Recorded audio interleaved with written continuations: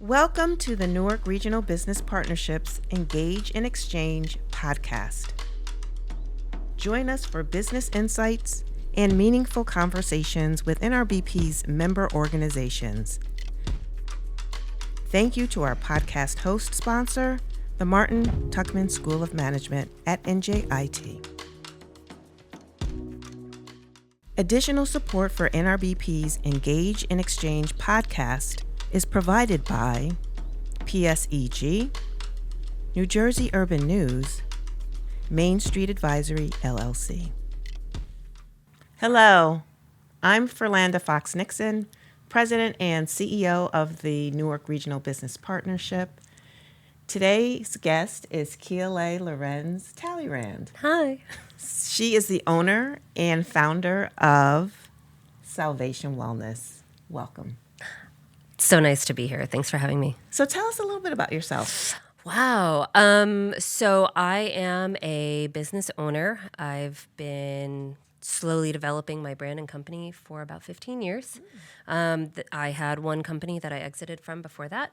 And I also have another company called RX3. Awesome. Yeah. So Salvation Wellness, what is that all about? We are a wellness-oriented company. I like to say that we are the science of recovery. So it's massage, meditation, saunas, pain reprocessing, and I have a staff of about 26. Yeah. So, and what roles do they have? We have everything, management, front desk, all the marketing, social media. And then, of course, we have the therapists, which are massage therapists, meditation leaders. My goodness, so many different things. Everyone has their own skills. So Reiki and, saunas are a little bit more autonomous, but yeah.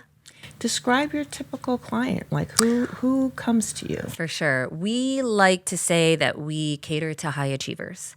We have Olympians, athletes, weekend warriors, desk warriors, lots of moms, but people that are really interested in living an optimal life, and that's mentally, physically, spiritually. Yeah, and then we have a lot of corporate as well, so that's another part of that. And where are you based? Do you have a physical presence here in Newark?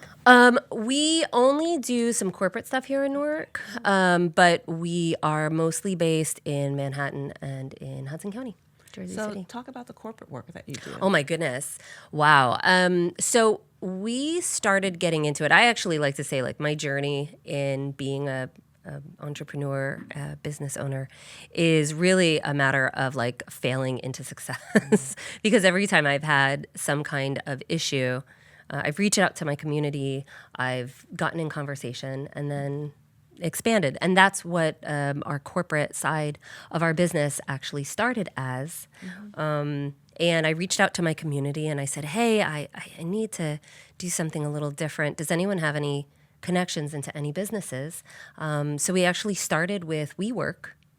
And some of those smaller companies, as they grew, took us along with them. I consulted for a company called Wellness, WELNYS, for quite some time.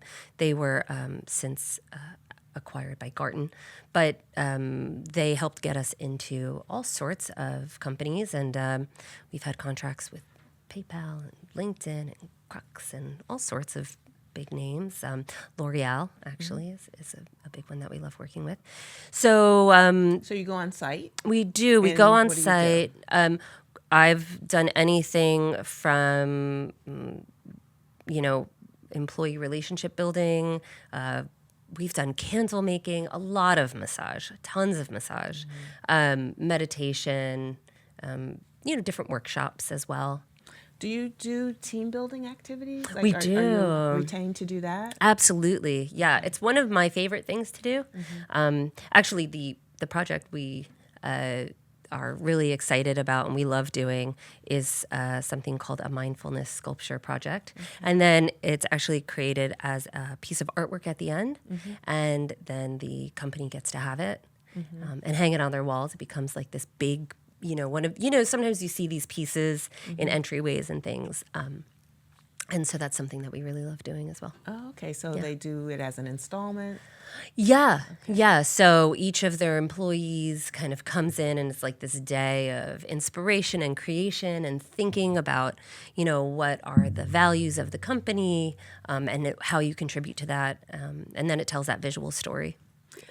I'm wondering, how were you impacted by the pandemic? And, talk about that challenge and how you overcame that.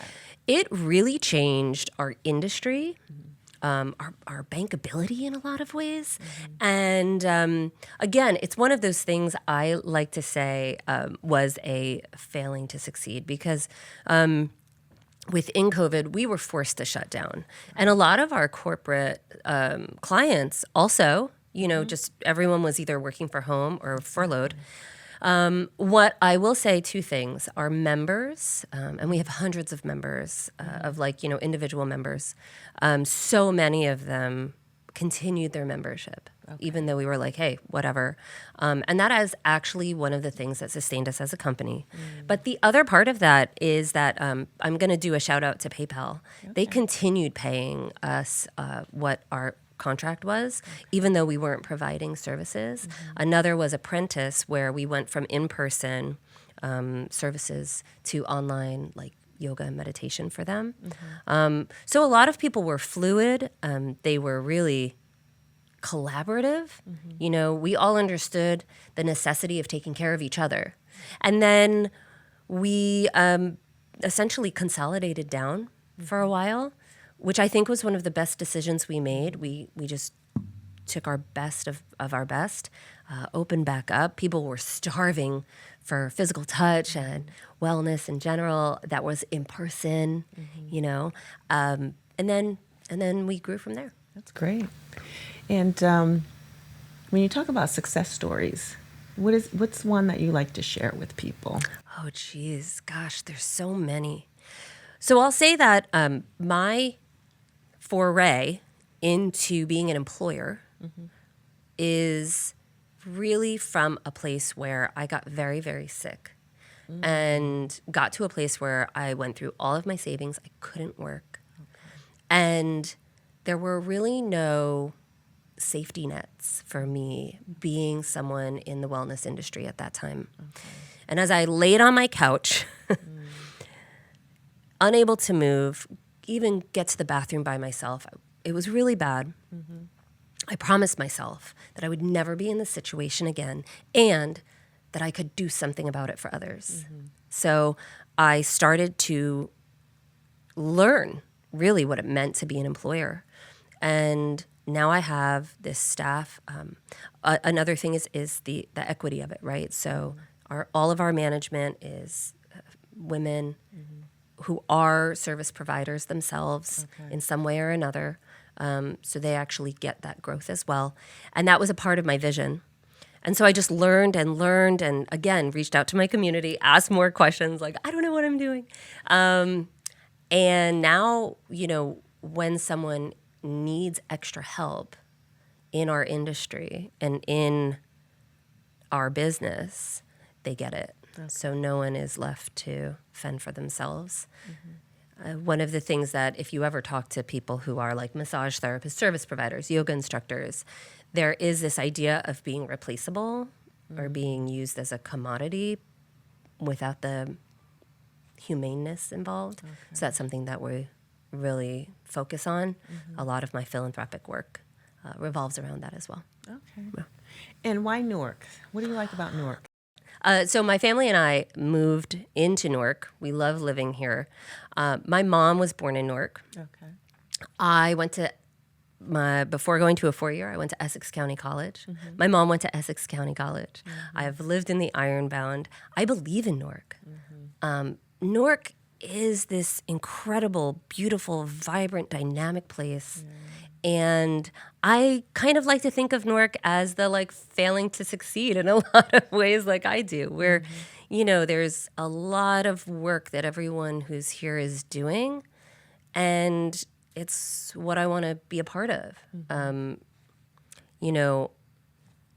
There's a diversity that I think is really important, not just ethnically, culturally, but economically. I think that's what makes a really healthy community. And having thoughtful leadership, such as yourself, is something that I think is what brings so much value to this area and why I want to be a part of it. Yeah, it's an exciting city, and I know it's in its renaissance phase. Yeah. And it's just nice to kind of be there at the cusp of it blowing up and getting larger. And so when you talk about my leadership now, nice little segue, what is it that you like about NRBP? Yeah. Like, you're a relatively new member. Yep. What is it that you are excited about? Why you were drawn to join? Tell us your NRBP story. You know, I was at a friend's party in Clifton and was talking about how we were looking for a place in Newark. And one of my friends is like, hey, there's this girl who's just over there. You have to meet her. She works for this company in Newark. You should know each other. And that was Kirsten. Mm-hmm. She was just absolutely a delight. And I said, cool, let's do coffee once we move here, get together. And then a year went by, we didn't even talk. But what I will say is, having been a part of a number of chambers, I can say that the engagement and value that NRBP brings to businesses large and small is very evident. Even this is a great example of what you are proactively doing to think about where you can bring value, getting other people to know each other. And just in the time that I've been here, I've seen a few people that I'm like, oh, I recognize you. And it's all from NRBP events. And it seems like, the things I like to be a part of are those things where what you put in, you get out. Okay. And I see that in this Well, chamber. Salvation Wellness, and you are a vibe. And so that's the truth. So I am happy and elated that you are a member and a new member, so that we can keep that energy going. Yeah. And so that gets me very excited, and it helps me to really think more about what we can do for our members. So I thank you for giving us serious consideration. Absolutely, yeah. I've recommended you guys to a couple of my partners as well. So thank you so much, and thank you for joining us today. And as always, we like to leave you with an inspirational quote: opportunities don't happen, you create them. And that's attributed to Chris Grosser, who is an entrepreneur and investor. Thank you, and we will see you next time. Thank you for listening to NRBP's Engage and Exchange podcast. Tune in next time for more NRBP member organization insights. For more information about our organization, visit www.newarkrbp.org. Thank you again to our podcast host sponsor, the Martin Tuchman School of Management at NJIT. Additional support for NRBP's Engage and Exchange podcast is provided by PSEG, New Jersey Urban News, Main Street Advisory, LLC.